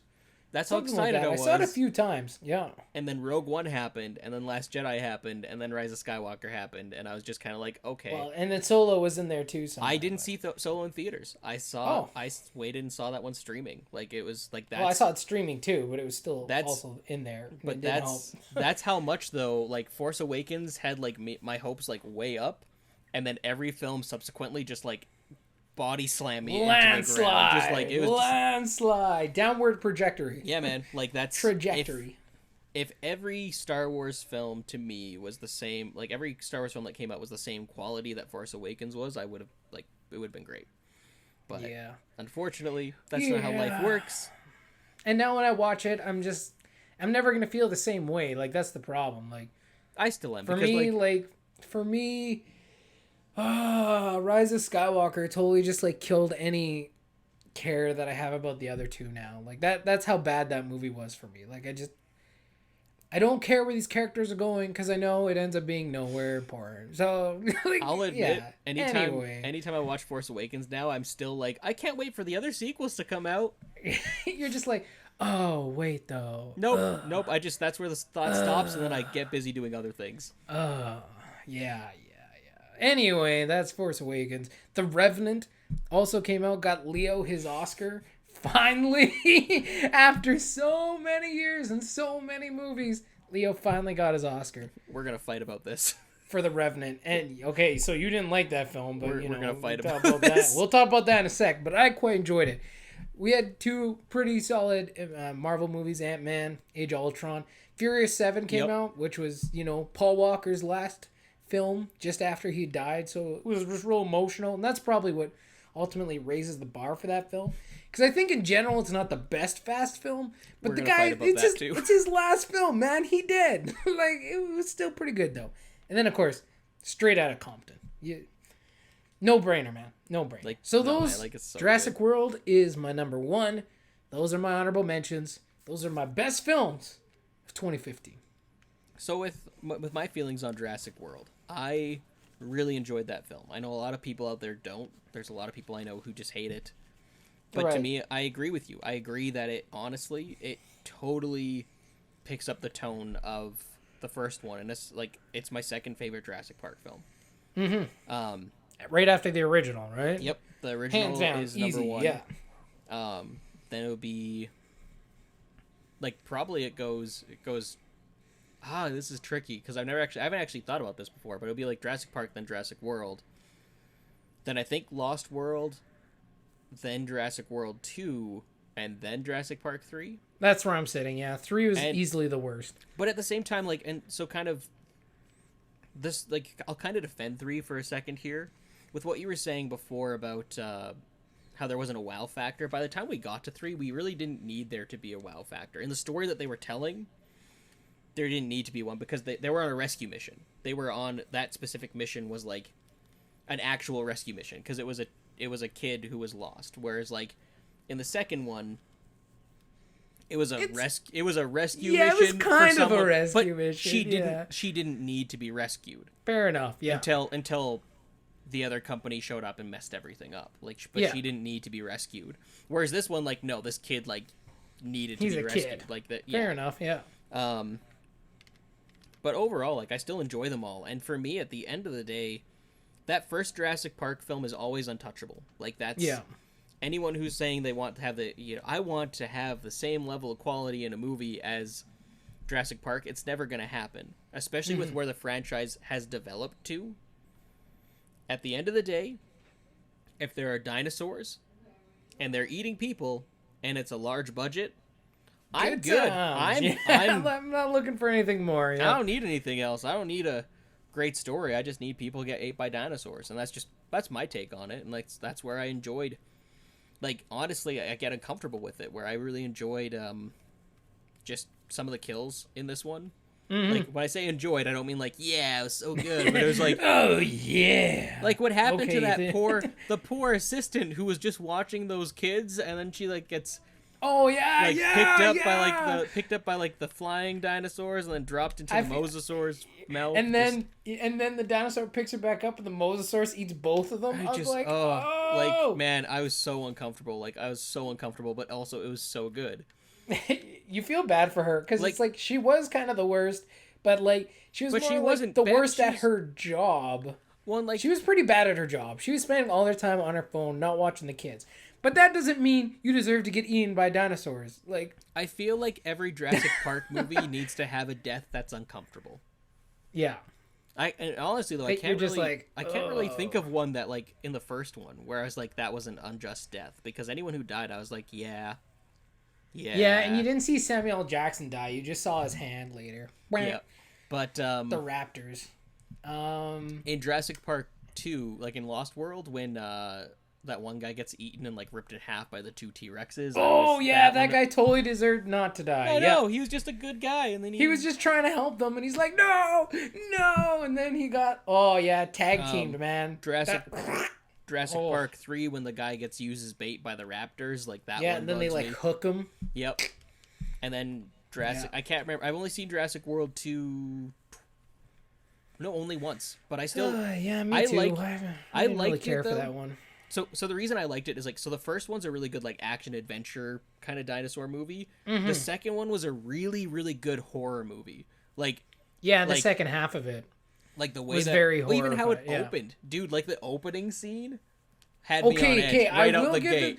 I will give Jurassic World 2, like the opening scene with the T-Rex, and then you see it in the lightning coming closer and closer. Okay, that was money. Yeah. It had a really great opening, right out the gate. Which disappointed me for the rest of the film, because I was like, the rest of the film is not this good. As good. No, I'll agree with that. No, the opening was like by far the highlight of the film. But that's where I'm super curious. But, yeah. I'm super curious about Dominion. Like, I'm really excited about the third one. Like, well, just the idea that the dinosaurs are on the mainland now, and they're loose, and this is again an evolution sequel to this idea that Jeff Goldblum's Ian Malcolm brought up. Humans and dinosaurs separated by 65 million years are all of a sudden brought back together. How can we know what's gonna happen? And this is the epitome of that idea. Now the dinosaurs and mankind in the real world, there's no island. They're not closed off. They're not separated. They're all here. And now humans and dinosaurs are brought back together. According to... It's exciting. It's exciting. I like the idea of this third one. I think Sam Neill said it, where apparently him, Laura Dern, and Jeff Goldblum are in the entire film. Yeah, they're playing a good chunk. They're not just in for a cameo. They're not just cameos. Yeah. Which I'm excited about, too. You bring the original cast back, I'm like, money. Let's do it. Yeah, man. I think Chris Pratt's gonna play well off them too. I think, and Bryce Dallas Howard, she's great too. Like, man, again, like I enjoy those films. Like, they're just fun. At the end of the day, like, yes, the first one has some things to say, but at the end of the day, it's just fun. Yeah, that's the whole point, and I think that's. I'll have to watch the second one again, like the second Jurassic World, because, like, it just didn't sit well for me. I didn't really like it. I didn't have that much of a good time. The really good stuff is really good. The really they showed a lot of the trailers, I think, too. Yep. Like, if I remember correctly, like at the time, the trailers showed like a lot of stuff that was like, okay, why do I need to watch this movie now? Like, I think that was the problem. They didn't hide enough stuff going into it. The good stuff is really good. The bad stuff is laughable, but like it's still not bad. Like it's a good movie, but it's a blockbuster. At the end of the day, you got to remember, like, the blockbuster movies are gonna just. They're just gonna do their thing. Yeah, they're gonna be blockbusters. Well, they're just gonna do their thing. Well, it's like we were watching Silence of the Lambs a couple nights ago, and that movie's so good, so good. And I just kind of realized, I'm like, that's the kind of movies I want to make. Like, yeah, I wouldn't mind playing with blockbusters here and there. That would be kind of fun because like it would just be a good experience. But at the end of the day, if I could just even make just smaller, intimate films, I'd be content with that, because like those are the films people remember. Right. Like, and that's just, and it hit me in such a specific way. Like, even like watching it, I was seeing and noticing new things I never watched before, and like honestly, it reinvigorated just my love and passion for film and filmmaking, because it's like, oh, okay, so this is how this director is choosing to shoot this. That's fascinating.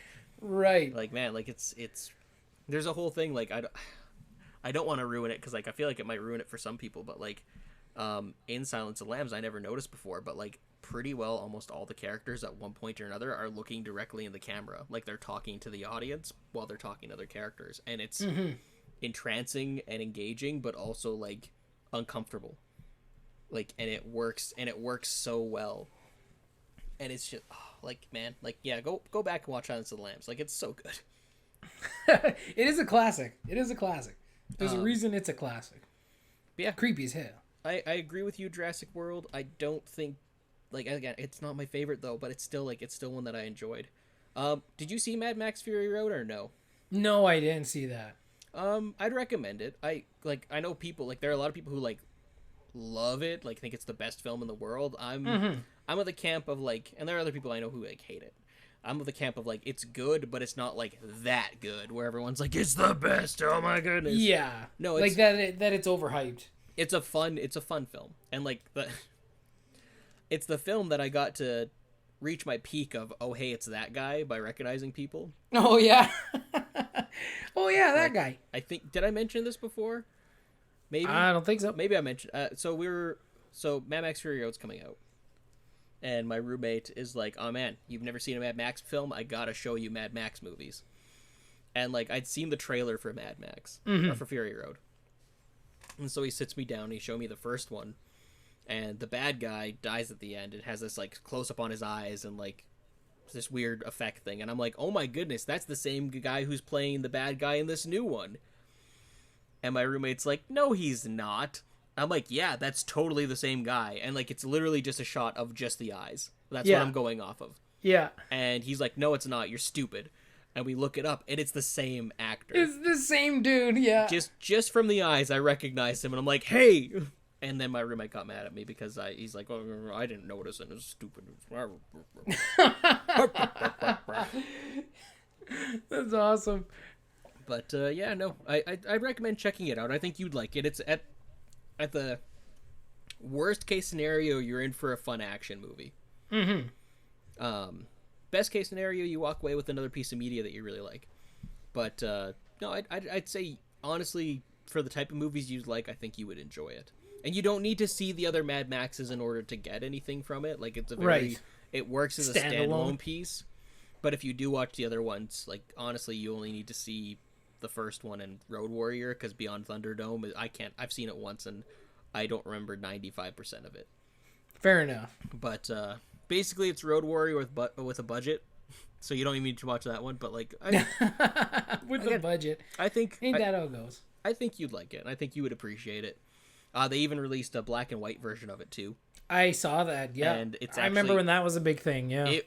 It works. It works as a black and white movie. It's really weird, but like really cool. But yeah, I figured it deserves at least a shout out or a discussion. But like, yeah, it's not as good as everyone says, but it's also not terrible. It's not the worst. It's not the worst thing.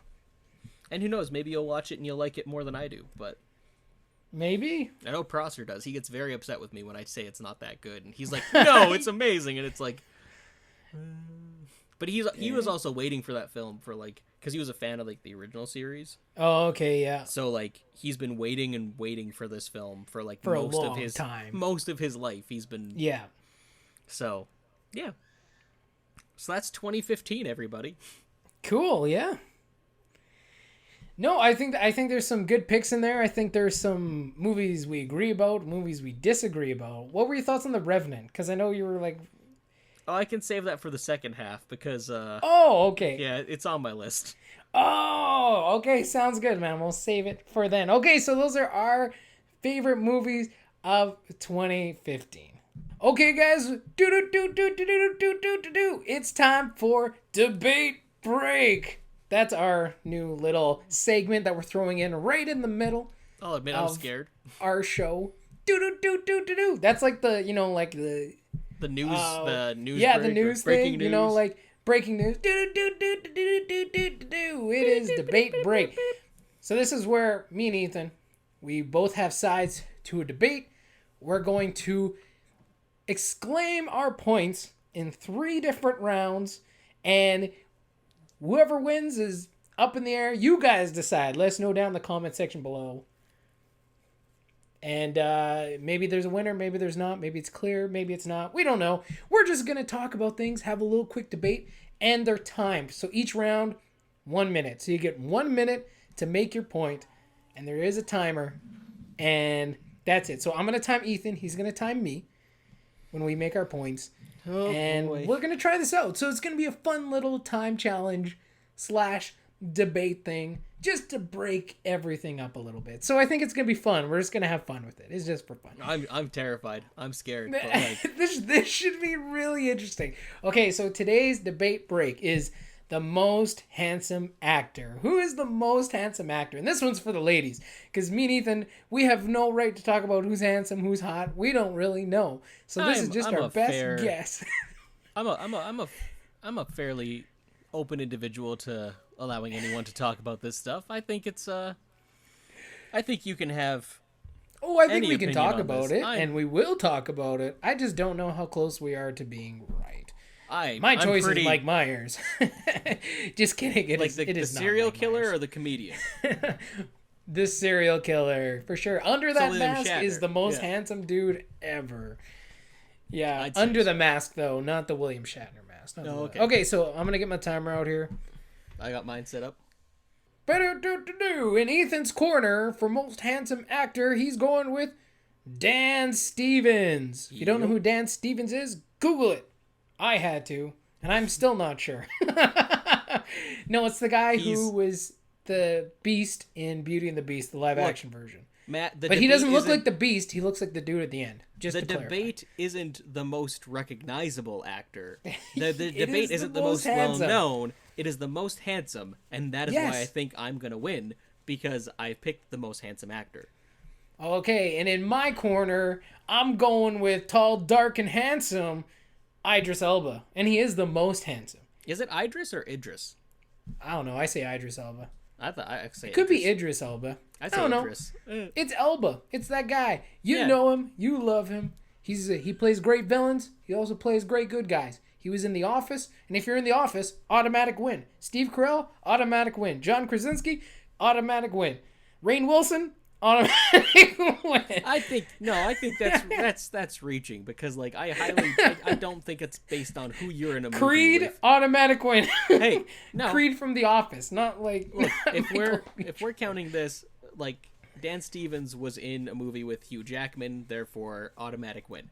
That's not how it works. That's not how it works, man. I'm just saying The Office is great, and Idris Elba was in The Office. I'm not saying that it isn't for a great. small period of time. Anyway, that's my corner. Idris Elba, however you call him. Dan Stevens in Ethan's corner. We're gonna give Ethan round one. We're gonna let you start. Fun fact about both these guys: both of them have been talked about for people picking them for being the next Bond. Oh yeah, that's a big deal. They're both. We both went for British people. Yeah, how'd that work? I think they're just charmingly handsome. Yeah. But yeah, if you're getting picked by Bond, clearly, if you're in the running, we're on the right page. I think we're on the right page here. All right, you ready to roll? We're gonna do round one. Ethan, you're starting us off. All right. In 3, 2, 1, go. First things first, though. His eyes, Dan Stevens' eyes, they're blue and beautiful and piercing, and they captivate you and they engage you. And he just got everything from like a really good smolder stare to a really good like sexy stare to like a really good kind like dude, there's so much emotion in his eyes, and he's got so much range of what he can express with those eyes. And I think really at the core, the eyes are what makes a person beautiful and what makes a person great, because it's the eyes to your soul, and it reflects who you are inside. And that's truthfully why I think that Dan Stevens is the most handsome man. Is just straight off, first point is his eyes. That's number one. Look into his eyes and tell me that those don't immediately disarm you.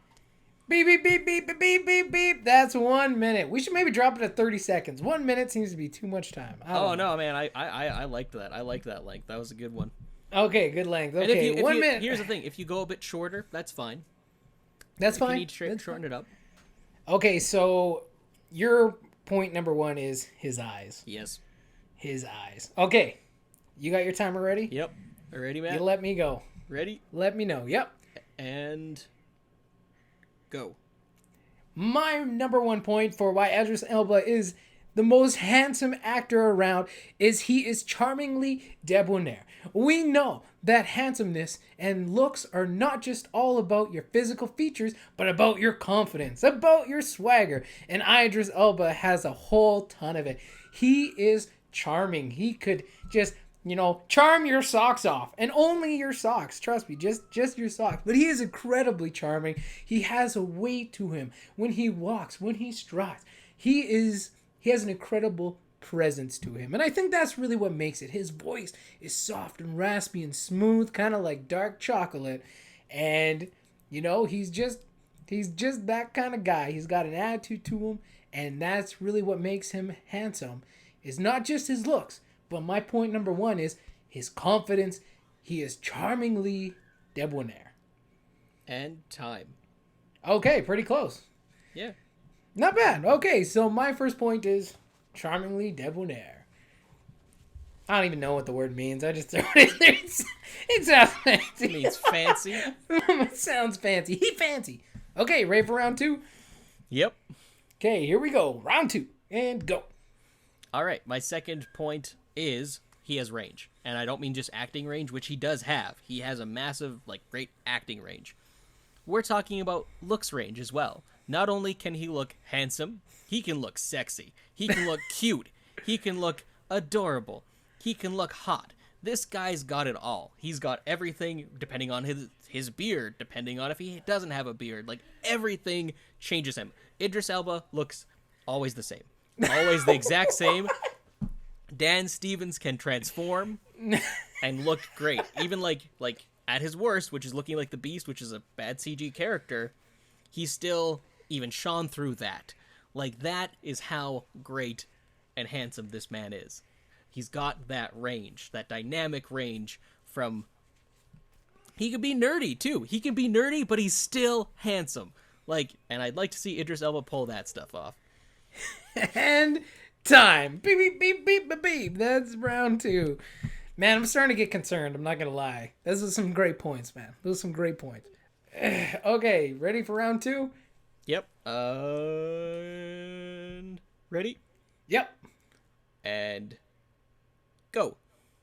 Idris Elba, my second point for why he is the most handsome actor is he is perfectly aged. He is perfectly aged, like a fine wine or a great cheese or an awesome beer. I don't know. You got to age some things to make them better. Sometimes they start out at the very beginning and you're like, hey, man, they're okay. But as they get older, as they get wiser, as they get that little salt and pepper in their hair or that certain flavor in the wine, they're just a little bit better. And Idris Elba, he is perfectly aged. He really is. My wife had to tell me there's a difference between handsome and hot. Ryan Reynolds, Chris Pratt, they're hot, but they're not handsome. Idris Elba, he ain't no spring chicken. He ain't no young little boy. He is a full grown man, perfectly aged and handsome to the highest levels of desire. Yes, Idris Elba is perfectly aged. That is why he is the most handsome. And time. Oh, yeah, baby. Look at that. Woo! Woo! Perfectly aged, baby.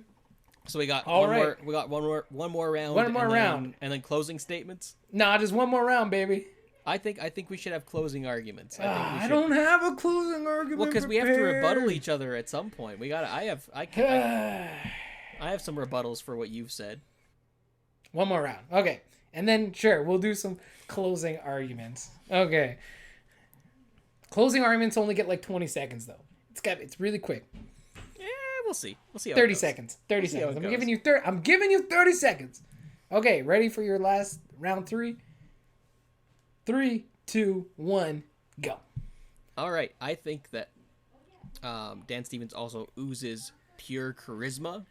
He's a genuinely nice guy. He's just a joy. If you watch him in any interviews, he just has a good soul about him. And I think that's really my final point, is just the amount of charisma that he can bring out. Also, you know what? I'll just add this in. You mentioned age with Idris Elba. And here's the thing, Idris Elba is old, and he looks old. Dan Stevens is 37. Just to be chirping at my guy. Yeah, but Dan Stevens is 37. He does not look 37. He is aging really, really well, arguably better than Idris Elba. Therefore, more handsome. And there we go. I don't even care if I have more time. That's it. You have 10 seconds left. Okay, he's more handsome. That's my argument. He's more handsome, and he's got a good smile too. I'll throw that in there for a good measure. Okay, and that's time. You jerk, just chirping on my guy. Okay. Okay. You brought up age, man. I just, it's Okay. All right, ready and go. Okay, so not only is Idris Elba charmingly debonair, not only is he perfectly aged, Idris Elba is the classic tall and dark. He is tall. He's got a good, I don't know, 6 foot feet on him. I haven't measured him at all. I haven't even looked up his measurements, but I know he ain't no little shrimpy dude like me. He is a tall brother. And that what makes him the tall part. He is dark. Not only are the characters that he plays very dark and complex and emotionally complicated characters, he is literally dark in skin tone. He is beautifully a dark chocolate brown, and it is fantastic. And let's be honest, he's got a really Darth Vader thing going in there. He plays great villains. He's tall, he's dark, and that means he's a daddy. Okay? He's a daddy, and that is what makes him most handsome actor. Not only is he charmingly debonair, perfectly aged, he's a daddy. Okay? Tall and dark. That's my point. It's not a good point, but it's a point. And time. I shouldn't be arguing for these types of things. I'm like, I don't know what I'm talking about. Hey, man, if it makes you feel any better about how wrong you are in your last argument, they're only 2 inches apart, so really your tall argument is kind of weak. Not really, because he's still tall. He's still taller than me. That's what I'm saying. I mean, most people are taller than you, Matt. Exactly, that's what I'm saying. I'm taller than you. Maybe a little bit, but it doesn't make you tall. Matt, If you're only a little bit taller than me, it makes you slightly taller. Based off of your arguments, does that make me more handsome than you because I'm taller than you? No, you have to be tall and dark. You tall and white as hell. So wait, are we equal then? Are we equal? No, I'm also daddy, so then I get a bonus point. I don't think that's how this works, man. I think you're... Okay, ready? Let's do closing arguments. All right. Okay, yeah, these ones are directed at the other guy. Okay, closing arguments. You get 30 seconds. Go. Matt, I just have one final question for you. If Idris Elba came up and said, "Hey, I'd like to take you for a date," and at the end we would sleep together, would you do it? Would you do that, Matt? Are you legitimately asking me? Yeah, I'm asking you. Would you do that, Matt? No. So if Dan Stevens asked me, I'd go on a date with him, actually, though. if Dan Stevens asked me, I'm in. Yeah, man, that dude's pretty. 30 seconds. Yeah. Beep, beep, beep, beep. That's my final argument. Is that yes? You would go on a date with Dan Stevens. Hands down. I'm up for anything, man. That man's handsome. That man's a very good looking man. Okay, give me 30 seconds. All right, 30 seconds. And did you go? And go. Not only is Idris Elba tall, dark, handsome, he's perfectly aged, charmingly debonair, he ain't no white little cracker blue-eyed boy like my man's guy Dan Stevens over here. He ain't gonna know how to treat you right. He ain't gonna know how to treat you right. Idris Elba, he's matured, he's strong, he will protect you. He is the most handsome man, and you know it. If he asked you on a date, ladies, would you go? I'm sure you would. Pick the right one. Idris Elba. No, you brought race into this. That's not fair. Whoa, That's man, fair. listen. There ain't no rules in a bar fight about handsome actors. This is a debate. This is a formal debate. There's no rules here. Personally, I think at the end of the day, whoever you like, because it's gonna come down to personal preference. Yep. I think at the end of the day, just everyone wins because both men are handsome in their own regard. And they're both more handsome than us. Yep. Oh, that was fun. But they're also, I'm pretty sure, both happily married, so there's no chance of them stealing women away from us. So I mean, good. Winning. Yeah, that's maybe. I mean, I'm also married, so I guess no chance of stealing women away for you, Ethan. You get the world. Congratulations. I don't have any women, so like.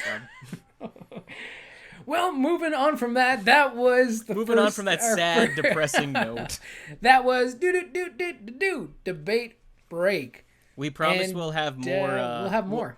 We'll have more. More actual debates. This was a fun one. This is the first time trying it out, so it was good. I liked it. It was fun.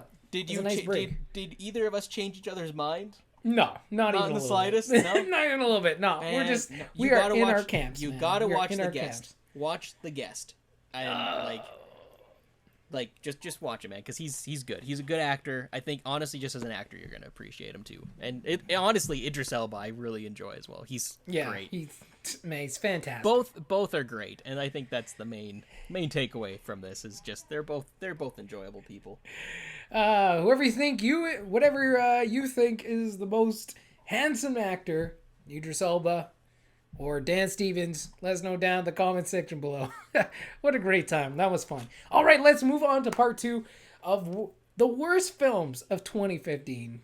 I'll start off this one this time, seeing I made you start out the last one. Well, your list is shorter. I'll go on. And my list is definitely shorter. So I did see some pretty bad films when I was looking through the list of 2015, but they're not films I actually saw. So I'm pretty lucky. I got away with not seeing too many terrible films for the year 2015. But there were 2 that I did see, and I was like, these aren't so good. One was worse than the other, but they definitely weren't great. The first one, that is my hands down worst film of 2015, was Fantastic Four, or Fan-Four-Tastic. Fan-Four-Stick. Like, nope, oh my gosh. That's on my list too, man. That's on my list too. Yeah, so this movie was bad. It was bad. Okay, it was bad. It actually started out good. I remember thinking, like, well, Jesus ain't actually so bad. Like, I'm not sure what the fuss is about. Like, the first act itself was okay. And then I was down with the scientific horror elements of the transformation, because if you think about it, that would probably be pretty freaky. Like, if you got exposed to some sort of radiation or whatever, and all of a sudden you were turning into a stone man, that's some scary shit. Like, the idea of superpowers is actually kind of scary in the right, if you put it in that kind of context, if that was actually happening to you. Like, oh my gosh, all of a sudden I can start on fire? What is going on? What is happening? But again, does that belong in a Fantastic Four film? I don't know. Like, with what Fantastic Four is, like, to me, it just doesn't capture the tone of what that property is. But it made sense for what they're going for at the beginning of the film. So ignore the rest of the property for a sec. Just, like, if we're talking about the film itself, and this is the only thing good I'm going to say about this film, because the beginning I thought wasn't terrible. It could have been much worse. It was okay. I was okay with it. I was like, this isn't the train wreck I was expecting. And as soon as Act 2 started, the movie totally falls apart from there. It got bad. It got really bad. Like, it's not just, like, this movie isn't my favorite. This movie is all over the place. It's, like, inconsistent in theme, in tone, in what the characters even are supposed to be, even from what they established at the beginning. Everything's, like, completely different. So this movie is just not even just as a Fantastic Four film, but as a film itself, like a complete idea, is bad. Like, it was really bad. And Doctor Doom was terrible. Oh, yeah. That version of Doctor Doom, that version of Doctor Doom was so bad. And at the end of the day, what I thought about it was really, it's not a superhero movie. No. And it doesn't even know what kind of film it is. No. Like, it's just a mix of so many things, and it's the results clearly when creators and studios don't get on the same page. Because obviously we knew there was a whole bunch of studio interference, but the only reason the studios interfere is when the creators and the studios aren't making the same film.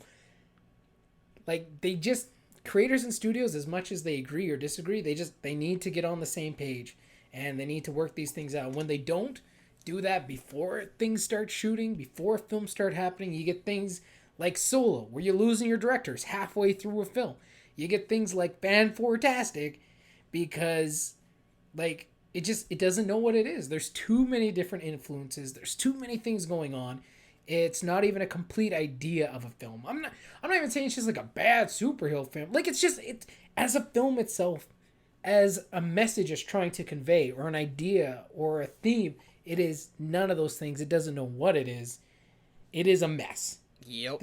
The train didn't just take a different track. It is off the tracks, and it started in somewhere in the States, and let's say Alabama. Now it's in freaking Alaska. Like, it went that far off the tracks. Like, who knows where this thing's going?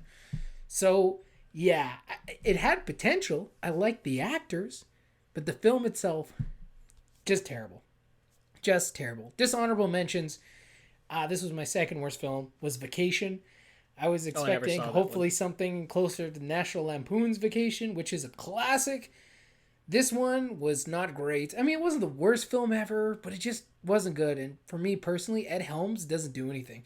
Like, I like the guy he's on The Office, but like, even on The Office, he doesn't do anything for me. Like, I think he's an okay supporting character, but to lead a film, I'm like, dude, man. Nah, like even in The Hangover, right? He was great as he was part of the ensemble. It was okay. But just him to like lead a film is just... Ooh, Ed Helms is not the guy for me. But like it was okay, but it was nowhere near as good as the original. And it definitely had some issues along the way. But that's my worst film of 2015, Fantastic Four, and dishonorable mention, Vacation. But that's the only two I have. I didn't see too many terrible ones other than that. Oh boy, so buckle up, Matt. Buckle up, because this is going to be a ride. So Ethan, what do you got going on? So first off, Fan4stick was bad. As a Fantastic Four film, as a movie, it was bad. And honestly, I can't even blame the studios for this, because anything I've actually heard with the director too, he specifically ignored the comics. Like, the writers tried to be like, hey, let's get like the comics in. Let's try and work things with the comics. And he just ignored it. He was just like, nope. No, I'm making my horror movie. And it's like, that's not Fantastic Four. And if you're not going to make Fantastic Four, don't make the Fantastic Four movie. Like, don't try and re-envision it into something. Just create your own IP. Exactly. Like, create your own idea, yeah. I don't think there was anything that could have saved that film. Like, in all honesty, there's nothing that would have made it better. So for me, that one was just absolutely... No. As a Fantastic Four fan, it hurt me. And just as a movie fan, it hurt me, and that's the most I can say on that one. Like, there's more, but I haven't rewatched it in a long time. I think I have it on DVD. I only saw it one time. I got it like for $5 on DVD, and that's when I saw it, and it just was not. Yeah. Nice.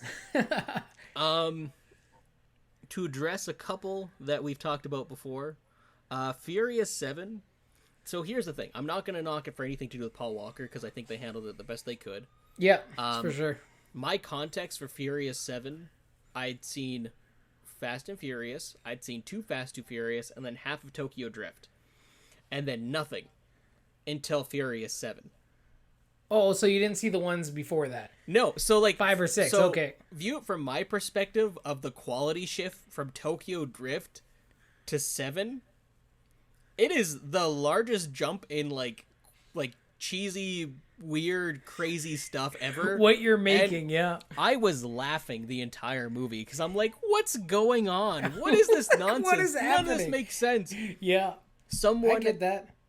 Someone did a cut online of like the final fight between Jason Statham and Vin Diesel with like the wrenches, but put lightsabers over top of them. Oh, I saw that. Yeah. And yeah, that was pretty slick. I like that. It didn't change the movie. It didn't change anything. If they pulled out lightsabers, I would have been... Like, this makes sense. Yeah, it would have made perfect sense. And so for me, at the end of the day, like, it wasn't necessarily what I'd consider a good movie. It was fun, and I was entertained.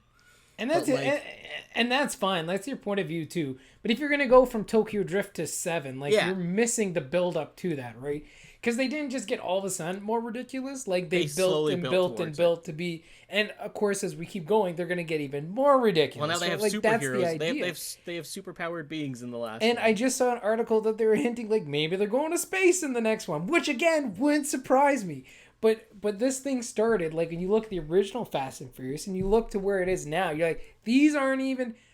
They are so not even close to the same in tone or, like, you know, the idea of them.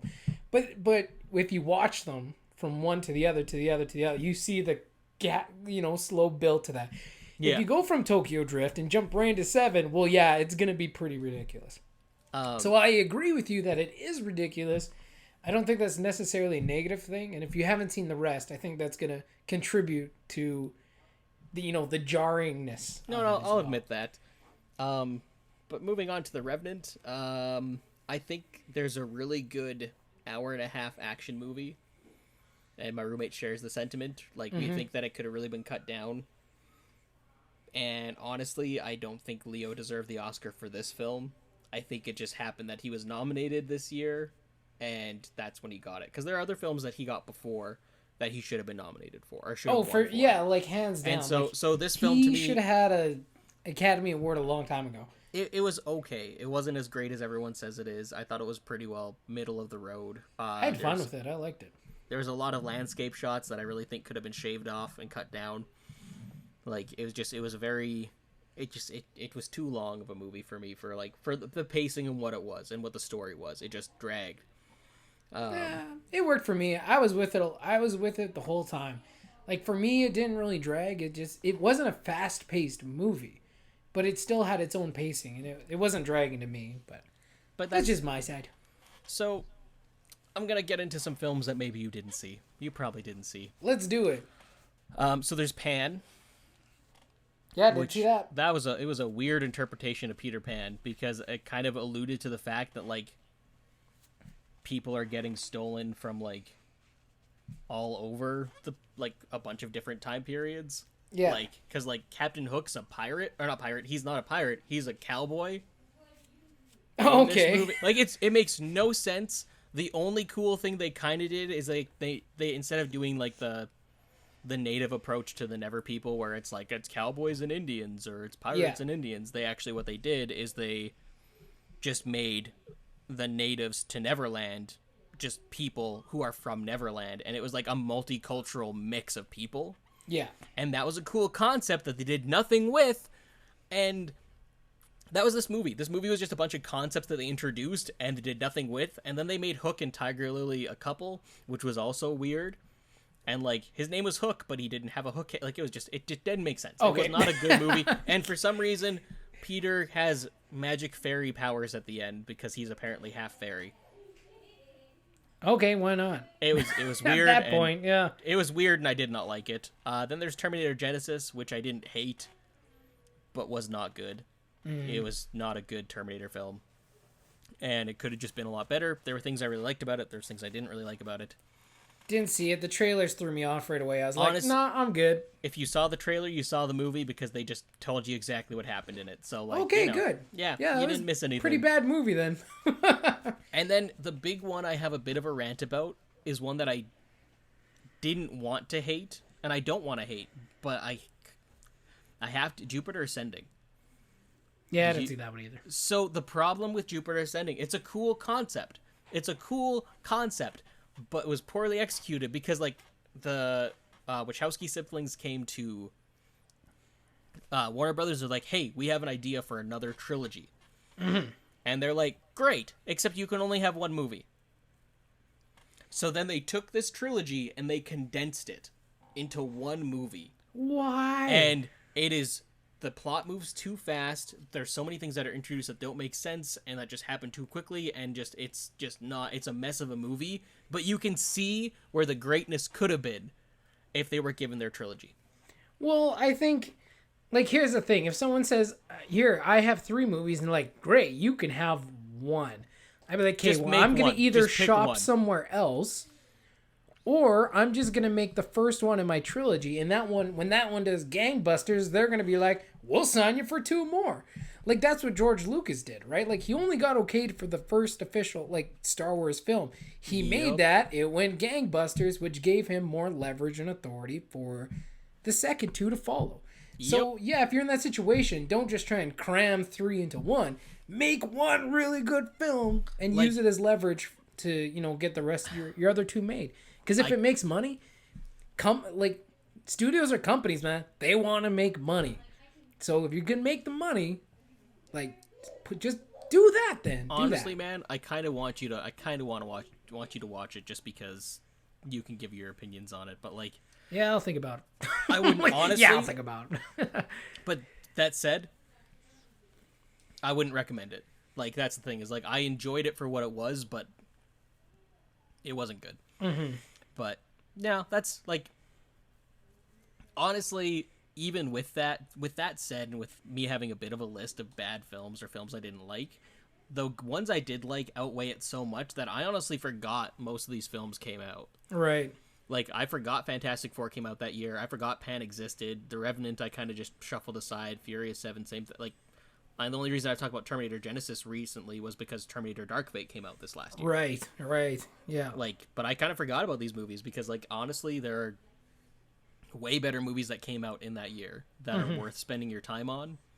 And There is, I yeah. don't know. For me, at the end of the day, I like as much as I just ranted about how much I dislike those films. I'm very much trying to just focus more on positivity and things that I love, because I think that's kind of what the world needs, especially now. Well, that's why the worst films is a smaller segment. We keep it shorter compared to like the hour we spend on good stuff. We're like, we talk about this for like, I don't know, 10 minutes.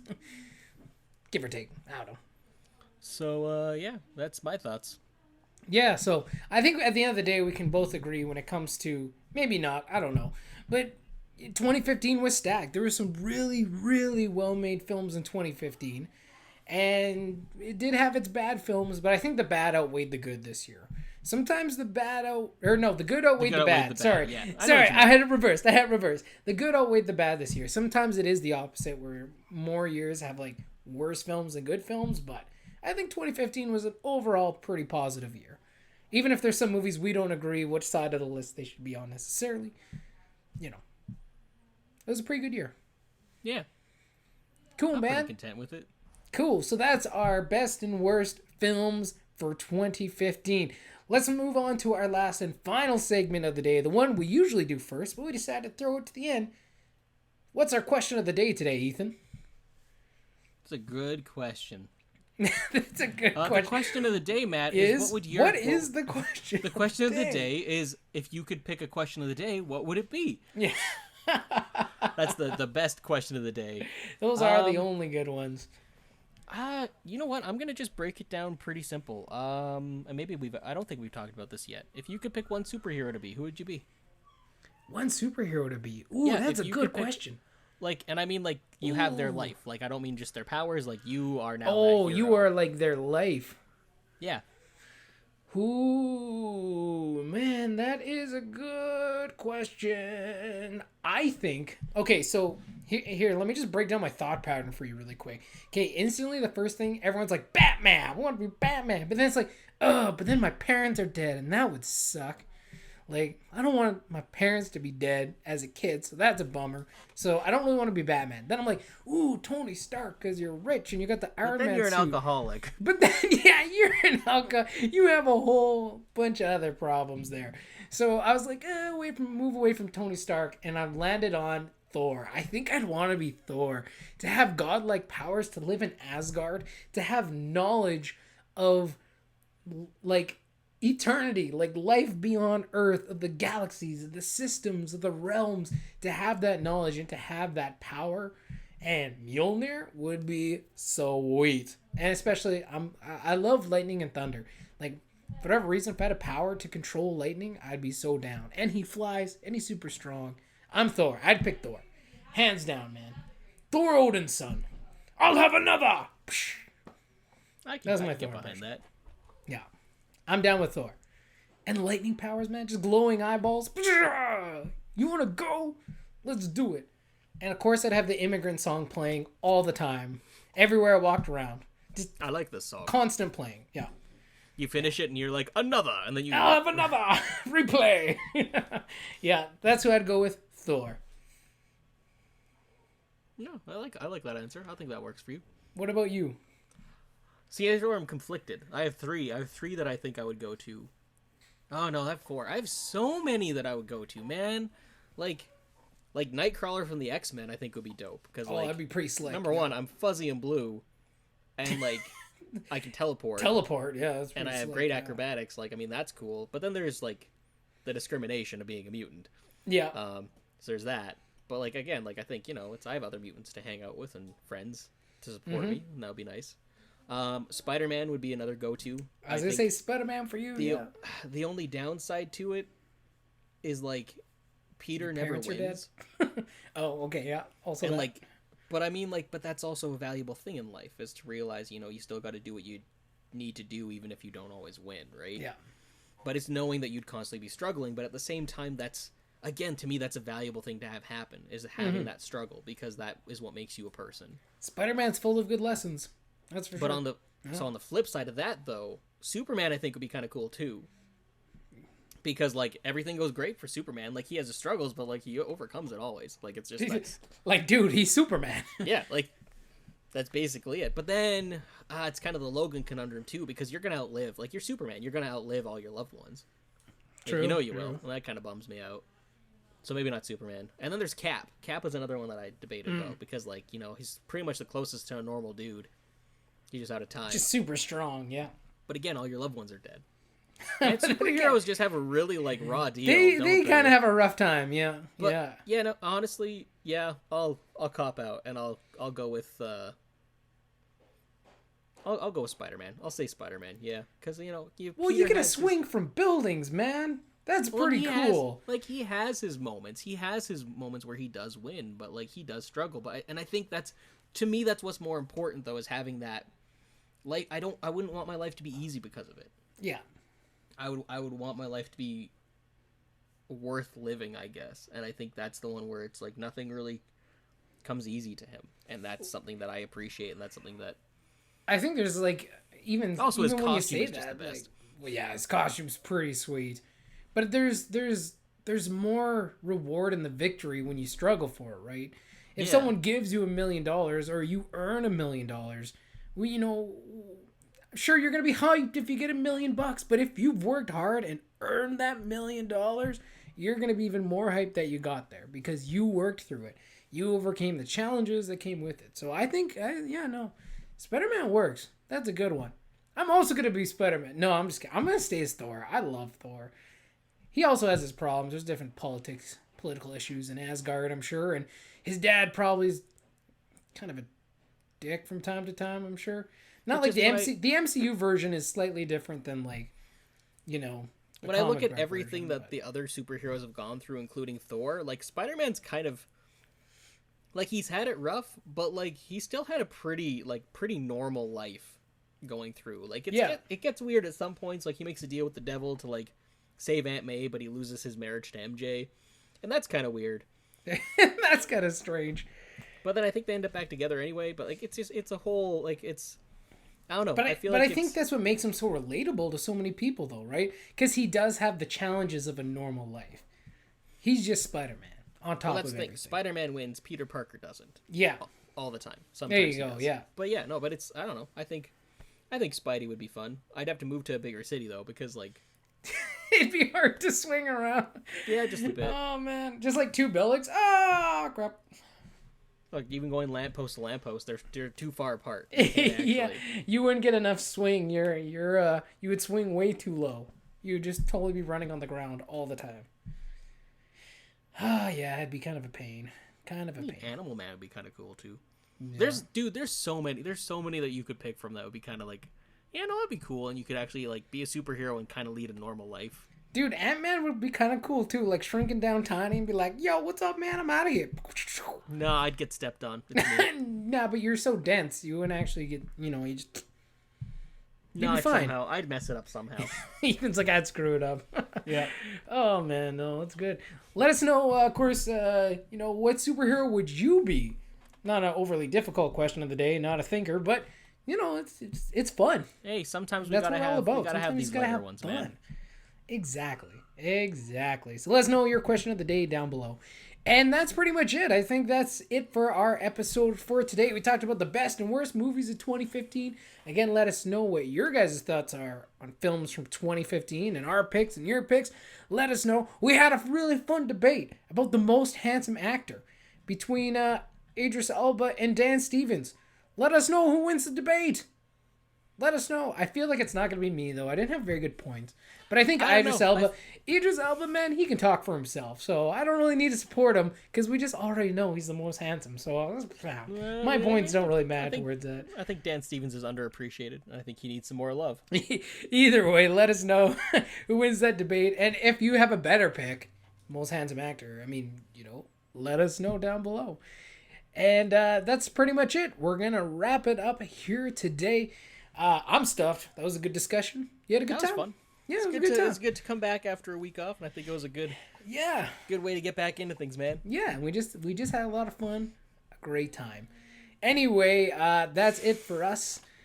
This has been A Feast of Films, episode number 11. I'm your host today, Matt Black, and with me as always is... Ethan R. Hill. And that's it for us. We'll see you guys later. Have a good week, everybody. Bye-bye. So long. Toodaloo. Bum bum bum bum ba da bum ba da bum bum. Bum bum bum bum ba da bum bum ba ba ba ba ba ba ba ba ba. Bum bum bum bum ba ba bum ba da bum bum. Ba da bum bum ba da ba bum ba ba bum ba ba bum ba ba ba. Wow wow wow wow wow.